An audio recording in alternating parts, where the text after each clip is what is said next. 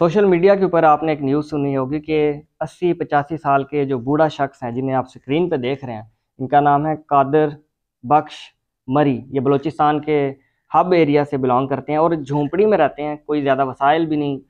बकरियां चरा कर इन्होंने क्या किया कि उम्रे की सादत हासिल की।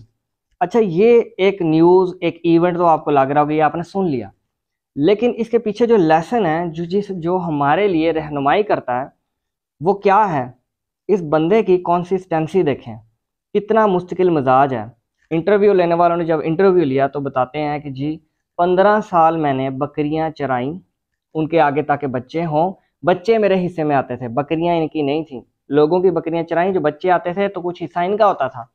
15 साल उनको जमा किया, फिर रेवड़ को फरोख्त किया, और फिर चूंकि नीयत की हुई थी कि 15 साल लगे या जितना भी टाइम लगे मैंने उम्रे पे जाना है, और ये बंदा उम्रा करने गया। अल्लाह ने इज़्ज़त बख्शी, अल्लाह ने क्या मकाम दे दिया। आज लोग उस झोंपड़ी के इर्द गिर्द सलाम करने के लिए सिर्फ जाते हैं, तस्वीरें बनाने जाते हैं।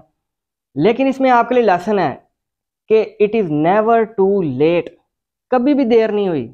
अगर एक बंदा 70 साल की उम्र में ये नियत करके 85 साल की उम्र में एग्जीक्यूशन करता है अपने प्लान की कि मैंने उम्रा करना है, वो बूढ़ा शख्स 70 साल एक्सट्रीम ओल्ड एज है पाकिस्तान में, एवरेज एज जो है वो 60 के राउंड अबाउट है।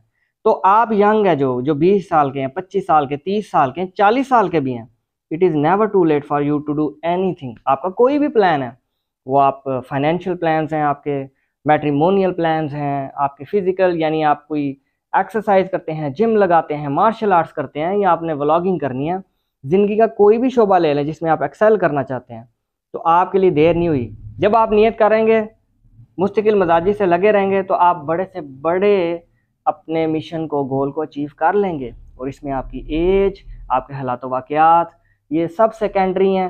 प्राइमरी गोल क्या है कि आपकी विल पावर क्या है।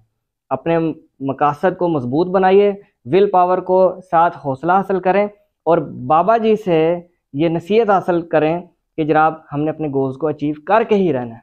शुक्रिया।